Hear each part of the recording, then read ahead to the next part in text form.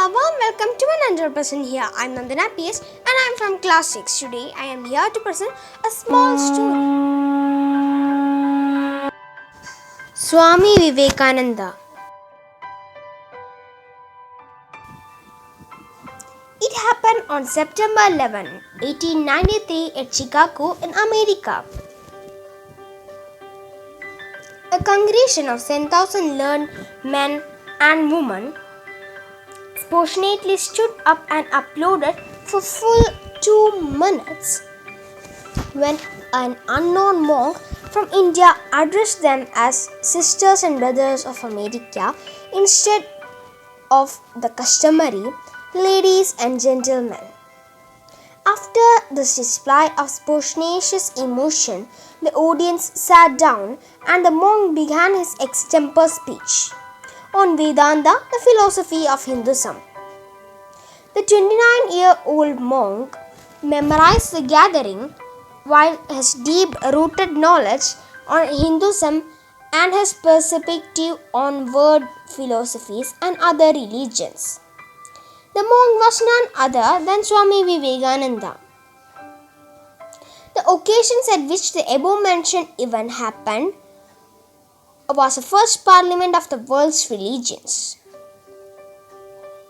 Swami Vivekananda was born on January 12, 1863 in Kolkata and named Narendranath Datta by his family. His father was a successful attorney and his mother has to be known of woman deep devotion and wisdom. Narendranath was in Scutri and settled for nothing less than logic explanation to his queries. It is said that he was born with yogic temperament and practiced meditation even as a child. As a student, he excelled in all fields of learning, music, gymnastics, studies, etc. By the time he graduated from Calcutta University, he had acquired a vast knowledge on different subjects including philosophies and history. It was his inner quest to come face to face with God that led him to renounce worldly pleasures and to seek spiritual enlightenment. During the course of his pursuit, he became an ascetic, a reformer, a nationalist, and the founder of the Ramakrishna mission in India. Sri Ramakrishna Paramahansa was his guru. Let's study some of the incidents of Narendra's life as a child. Narendra, as a young boy, was bold and fearless, with an especially strong common sense. This is an incident when he was barely 8 years old. He used to visit a friend whose family had a champak tree in their compound. The champak flowers are said to be liked by Lord Shiva and were incidentally a favorite of Narendra too. He loved to dangle head down from the tree.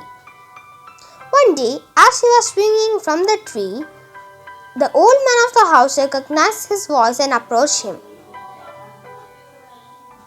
The old man was afraid that the boy might fall and hurt himself, or worse, that he might lose some of the precious champak flowers. He called Narendra down and told him not to climb the tree again. "Why?" asked Narendra. The old man told him that a Brahmaditya, ghost of a Brahman, lived on that tree. The ghost, dressed all in white and terrible to look at, wandered in the area at night. The ghost broke the necks of those who would climb the tree. Narendra simply nodded and said nothing. The old man went away, smiling to himself in triumph. As soon as he could go on some distance, Narendra climbed the tree again and was dangling back in his former position. His friend, who was there all along, cried out, Naren, the Brahmaditya is sure to catch you. He will break your head. Narendra laughed heartily and said, What a silly fellow you are. Don't believe everything just because someone tells you. If the old grandfather's story were true, then my neck would have been broken long ago. Narendra was also a master storyteller whose words were as magnetic as his personality.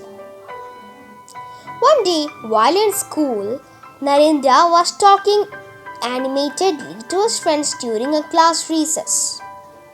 Meanwhile, the recess was over and the teacher had entered the classroom and had begun to teach his subject. But the students were too absorbed in Narendra's story to pay any attention to the lesson.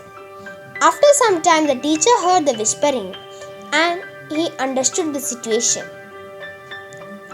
Visibly annoyed, he asked each student that what he was lecturing on. None could answer the question, but Narendra was remarkably talented. His mind could work simultaneously on two planes. While he had engaged one part of his mind in talking and kept the other half on the lesson. So, when the teacher asked him that question, he answered correctly. Quite confused, the teacher inquired who had been talking so long. Everyone pointed at Narendranath. But the teacher refused to believe it. He then asked all the students except Narendra to stand upon the bench. Narendra also joined his friends and stood up. The teacher asked him to sit down. But Narendra replied, No sir, I must also stand up because it was I who was talking to them. This incident tells us that Swami Vivekananda was believed in honesty since his childhood.